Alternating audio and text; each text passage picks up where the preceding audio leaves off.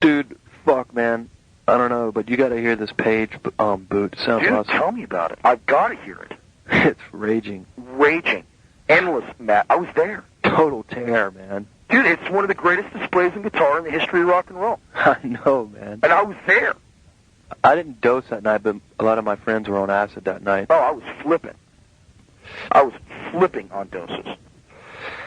Yeah. I was out of control on acid. Dude, it was it was beyond words insane. All right, stack that against Robin Trower at the Coach House. Honestly? Yeah.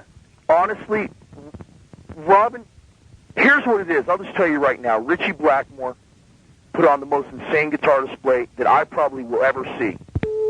At the Forum Rainbow. Mm-hmm. Pat Travers was backing him up. I doubt I will ever see anything close to that.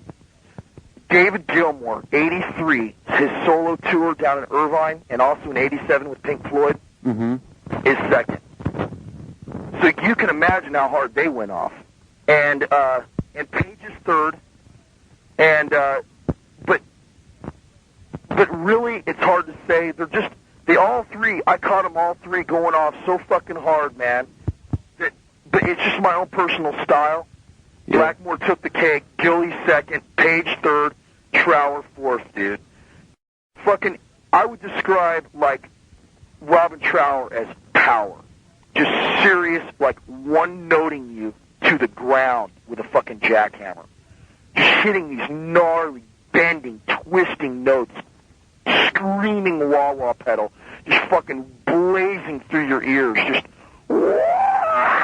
feedback. Just searing your fucking mind, bro. I mean, dude, Trower was beyond words insane. Gilmour, dude, the only way I can describe Gilmour is this. Listen to Dogs.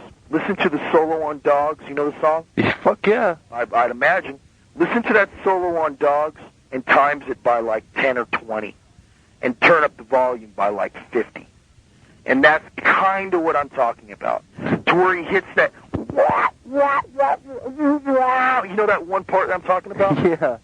That, dude, he was flowing that shit, man, doing loop-de-loops, man. I mean, just solos that came out of nowhere that you weren't even expecting. You know what I'm saying? Yeah. To where like, he'll be throwing you fucking loops and curveballs and screwballs, and you'll be expecting this sound, and he'll come off with some totally off the wall, and fucking just, I mean, he was bending those strings, fucking ripping, just this slow, teeth-grinding fucking face fucking, his face was like so intense.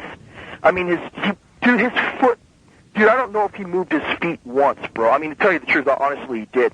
But he just stood there, and the look on his face, he was just, oh, dude, fuck, man, I'll never forget. 83, I'm front row, literally front row. His rhythm guitarist is Mick Ralphs, fucking Mock the Hoople and Bad Company. Yeah. They fucking they face each other off, dude, trading off solos. And this was ad-lib, dude. This wasn't staged, I know, because I was tripping on acid, and I sensed it. I was there. Mick Ralphs takes off his guitar, dude. And keep in mind, this is Mick Ralphs. He's a legend in his own right, dude. Fucking Mock the Hoople and Bad Company, I mean, there you have it. I know. He fucking takes off his guitar, dude, lays it down in front of David Gilmour, bro, fucking bows, shakes his hand, shakes his head simultaneously, mumbling to himself, oh my God, turns around and walks off the stage. David Gilmour turns, because David just blew him away to where it was like, oh my God, I cannot play another note, is exactly what Mick Ralphs was thinking. That's exactly the respect he paid. I cannot pick up my guitar again. He fucking laid down his guitar, shook his head, shook Gilly's hand, turned around, walked off the stage just like blown away, just like everyone in the whole fucking place was blown away. His own musicians were blown away, dude. Gilmour turned around, dude, came to the edge of the stage, dude, bolted out the insane fucking, it sounded like a helicopter was landing.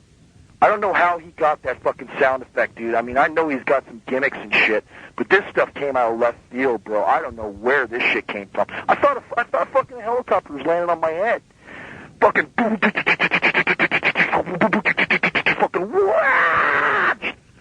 dude. fucking lasers shoot off from behind my head and hit this mirrored reflector below his picks, below his fucking, right below his bottom string, bro. He had this little mirrored reflector, and fucking, then the lasers, synonymous with the fucking helicopter sounds, were machine gunning off of his fucking mirror on his guitar. It was like, and how fast they were going and how fast. And you were tripping on acid. Fuck. Dude, I was not tripping. I was flipping on acid. And there were two lasers coming from either side that were connecting to the same spot on the guitar, and they were both machine guns with little spaces in between, and the exact speed of the sound of the helicopter was exactly how fast the machine was, the lasers were shooting. Yeah. And then it got faster and faster. And this fucking machine gun, and then he just broke out, cranked on the wah-wah. Just fucking, oh my God, I lost it. I lost it. Then I saw him in '87 with Floyd. Sorry. Gillies. Dude. And then I told you about Blackmore, bro. Blackmore fucking in 1980, 13 years ago. Smoked. Just blazed beyond words, bro. He was possessed, dude. That was not a human being I saw that night. Oh my God, I can imagine, dude. Seriously. Derek. Yeah. Fuck, I gotta go to practice. Dude, right on, bro. I'll call you later. Okay. Bye. Monday, 2:49 p.m.